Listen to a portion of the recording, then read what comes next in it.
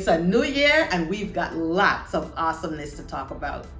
If this is your first time on Racquel Speaks, I'm Racquel Berry Benjamin and I extend to you a warm Virgin Islands welcome.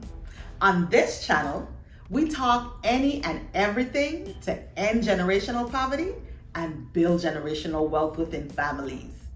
Oh yeah, including the taboo topic of money. Now, for my generational wealth builders who have been rocking with me for a while, you've been asked the question, are you the one? As a result, many of you have asked me, what do you mean if I'm the one? The one what? Well, that's what today's topic is about. And I'll share with you my experience to bring clarity to the question. Now, whether you know it or not, we're all created for a purpose, for a specific reason. And there's a quote credited to Mark Twain that I absolutely love. It says, the two most important days of your life are the day you were born and the day you discovered why. Truth is, discovering one's purpose is not an easy task, at least for most people. I too struggle with knowing my life's purpose. And I believe we struggle because we were led to believe that it has to be a big, grand, spectacular thing that is obvious to you and everyone around you. You know, like singing, dancing, building, creating, artists. Your purpose can be found in your normal everyday work, serving others. And what I found is the factor that determines whether you are living and working in your purpose is the level of satisfaction and fulfillment your work brings you from the impact you're making in the lives of others. If you're not fulfilled by your work, you're not living and working on purpose. And it might be that you're working in that capacity because you have to, not necessarily because you want to. But if you have a constant nag for something that you just cannot shake, then you have to shake it. And that could be your purpose calling you. That could be your issue to champion. Now, let me share with you two experiences where I heed the call because of a constant nag. From a little girl, I've always wanted to elevate from poverty, build my empire, and help others to do the same. I had absolutely no clue how I would do this and if it was even possible for me to do. But it was a feeling I just couldn't shake. But like the good book says, God knows the end before the beginning. It took my personal experience growing up in generational poverty and 2 decades working as an educator and educational leader to realize how I was going to take action on my childhood dream. Can you believe it? After all these years, it was the collective experiences of both that revealed my purpose to me. So for those of you who are seeking to find your purpose can find you. I suggest not stressing and worrying about what you were born for. Instead, be purposeful in every seat that you sit. Give it your all, and it is in your work, in your doing, that your purpose will reveal itself and become very evident to you. Now, the irony is, as a child, my mother always told me that I was going to be a teacher. And as an adult, I fell into the education profession. I actually started my college education in accounting. It wasn't until the parent of a child with special needs was taking the education department and school to task to get a paraprofessional assigned to her child that I was hired as a paraprofessional. In addition to that parent's actions, I had earned my GED, had college credits, and a mother that was constantly in my ear saying, you need to get a government job. Go get your security benefits. For you and your 2 picnic them. For my non-Caribbean listeners, picnic mean children. Now, the topic of security and benefits is a topic worthy of conversation, but we'll save that for another day. So because I had the academic credentials to qualify for the position and my mother in my ear, that's why I applied for the job.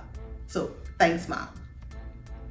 So here I am on the school campus and absolutely loving it, but torn between the head and the heart. Torn between a rock and a hard place because as a child, I would admire people in business suits, especially Oprah in the early days of the Oprah Winfrey Show. I would always say I was going to be in business because those people looked like they had money, and we always struggled with money. So here I am with one voice whispering and saying, Racquel, you know you love this teaching and learning environment. You know you need to teach. And the other voice is saying, oh no you ain't. We ain't doing that. We said we are going into business to make money and escape this life of poverty. Now, you know teachers are not at the top of the paying scale. So you're probably wondering, how in the world did I end up in education for 20 years instead of being in business for 20 years? Well, it was the warm feeling of fulfillment I felt inside from seeing those little Racquels run around the school campus every day, growing up in poverty the same way I did, that caused the heart to win over the head. So at that time, I heed the call. I switched my major from accounting to education, and that was the beginning of my career in education. This was a pivotal moment in my life when I realized I was meant to be an educator and that teaching was my purpose. Helping others to understand concepts, watching them grow and develop, seeing the moment that they light up like a bright bulb from mastering a skill. That fulfilled me. And truth be told, I thought providing an education to children and adults was the key to helping families escape poverty. After all, we all grew up hearing education was the key. And it was having my GED and college credits that qualified me for the paraprofessional job in the first place. So education had to be the solution, right?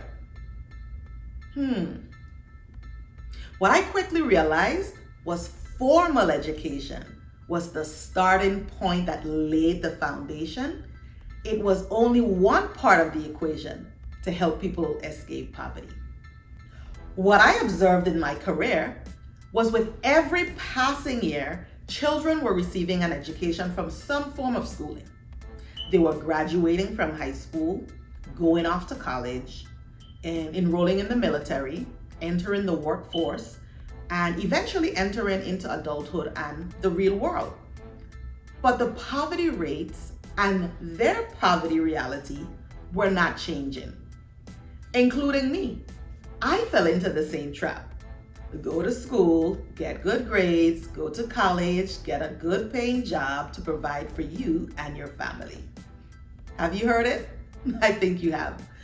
Everything went well up until the provide for your family part.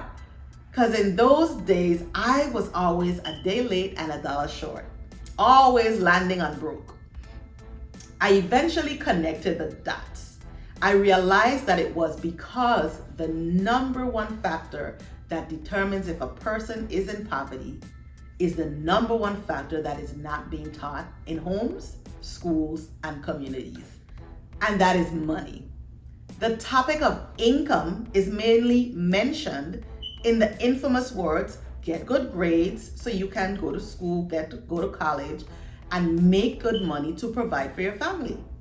There was a lack of financial literacy education across all institutions for decades. And it was this point I realized my life's purpose, which was to educate on the topics of poverty, wealth, financial and economic literacy. That was my issue to champion. While I had educated myself and left poverty conditions, I still had family living in poverty, and my entire community is still considered a poverty-stricken community. I knew I was the one called to address this issue. It became very clear and evident.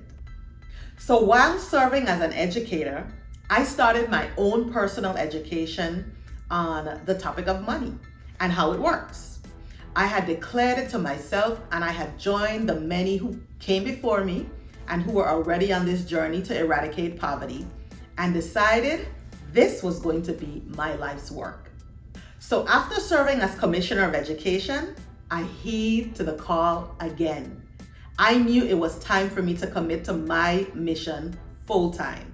There was no feeling of indecision, only a feeling of knowing. So I did not seek, nor did I accept any job offers to work in another high executive leadership role.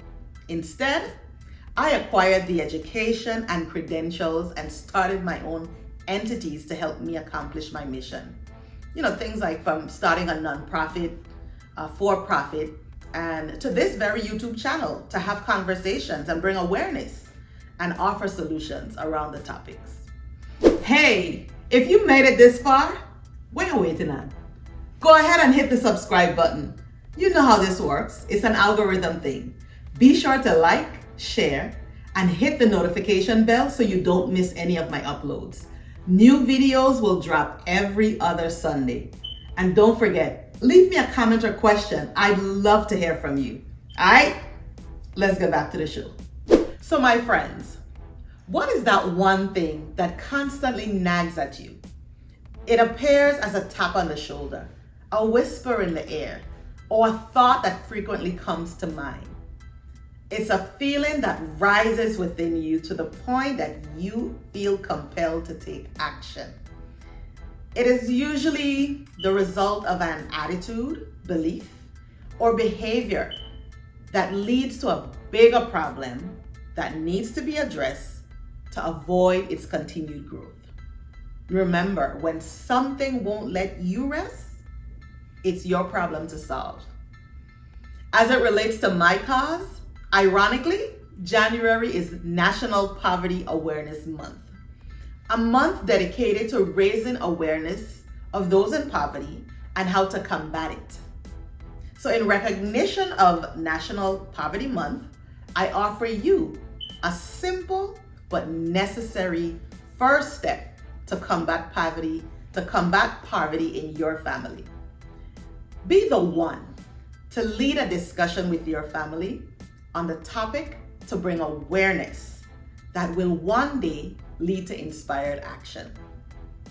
Did you know that according to the census, the official poverty rate in America as of 2023 is 11.1%, which equates to 36.8 million people.